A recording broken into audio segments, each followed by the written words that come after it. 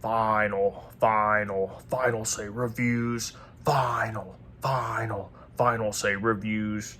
Now, we're still waiting on YouTube to release the money for the more polished set, but for the custom-made Final Say reviews set today, we have the beautiful book, Aragon. For this special Mortal Kombat movie review, we have what more fitting than a dragon book.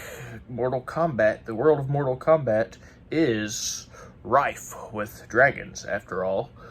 On the back of the book, we see the words, one boy, one dragon, a world of adventure.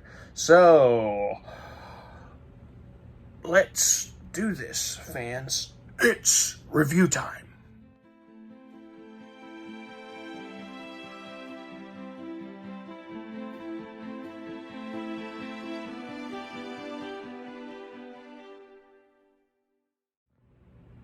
The motion picture starts off. Beautiful scenery. I'm watching the movie with my son. Sometimes we like to have a little banter, have a little bit of back and forth when we watch movies. But as I said, the scenery, beautiful. All this green, these lovely purple flowers, so fancy, so lovely. First dialogue spoken on the screen.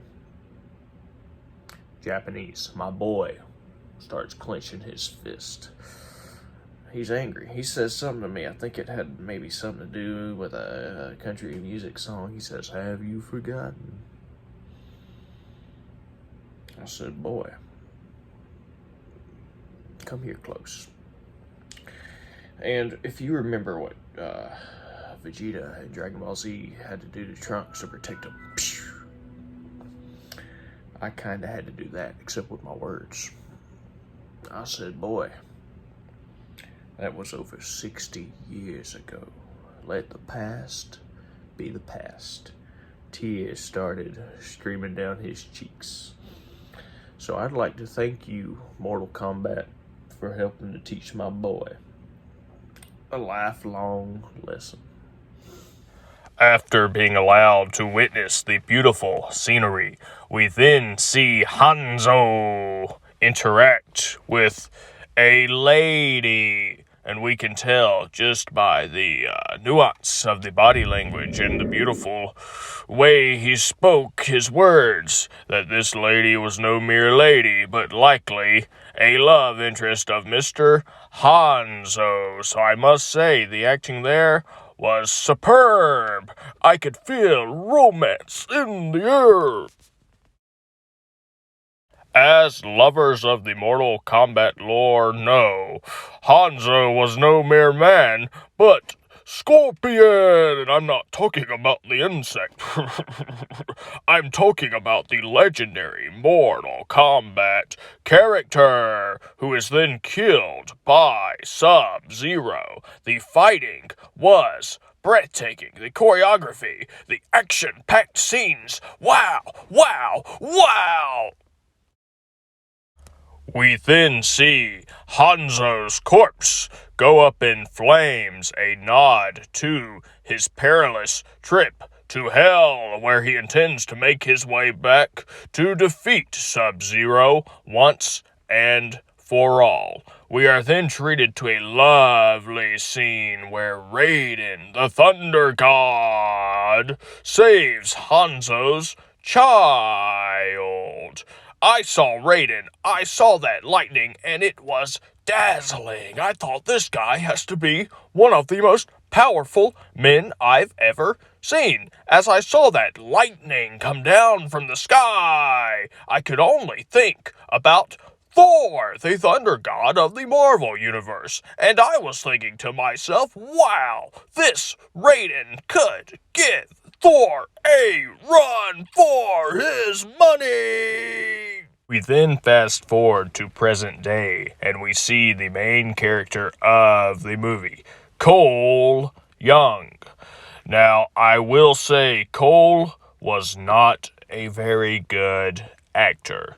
He was not believable. He was certainly not Anthony Hopkins' level, so that sort of took me away from the film a little bit. So that is one of the big critiques I have of this film. I did not think the actor who portrayed Cole Young was a good actor. In fact, I thought he was the opposite of a good actor, a bad actor. Now, the star of the film, the actor that really shined above all others, was the captive mercenary and erstwhile ally, Kano. Just the look of the man, I had flashbacks to Thor from the later Avenger movies with the short haircut. They looked similar. Look at these pictures and tell me that they do not look similar, because they certainly do. Kano was a very good actor, very believable, and many of his one-liners were delivered with perfect comedic timing. Many of my mates began to ROFL, rolling on the floor, laughing. Lovers of the Mortal Kombat lore will be absolutely enthralled by this movie, with Shang Tsung, the Dragon Marks, the Earthrealm heroes, etc., etc. The movie does very well to stay true to the lore and executes the events of the Mortal Kombat world excellently. Those of you that love the Mortal Kombat lore, I have seen many of you on comment boards, you will fall head over heels in love with this movie. You may just find yourself running up to the television screen to give it a little kiss. Now, for another major critique I had of the film. Back when the Mortal Kombat video games were released, they stirred much controversy over the excessive violence and gore. Nintendo was prudent in censoring the blood and using green liquid instead of blood. So one major critique I have of this film was there was so much gore and so much blood, at times I was covering up me eyes. I didn't want to see all of those hideous things. So one major thing that could be done to improve this film for general audiences would be to make the blood green, reminding me of Nickelodeon slime. That would really soften the blow and I think make the film more generally acceptable. If you recall those controversies of the past, many politicians spoke against Mortal Kombat, and the rating system for games was even created in large part due to the response to Mortal Kombat's excessive blood. So I say, out with the blood and in with the slime. Now, for the moment you've all been waiting for, my final say on this film. I give it 3 out of 5 icicles in a nod to the villain, Subzero.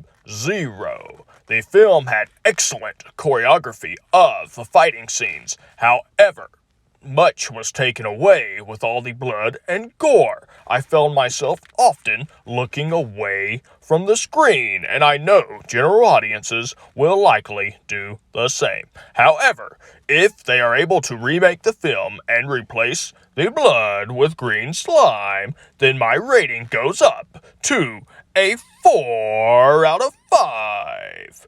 Sticking to the lore, Mortal Kombat did very well in that regard. Some of the actors were good, however, some of the actors were bad. So that is what combines to overall average out my rating to a 3 out of 5. And as for those of the general audience who do get queasy from all of the blood and gore, I hope that you do not pass out and suffer a temporary fatality.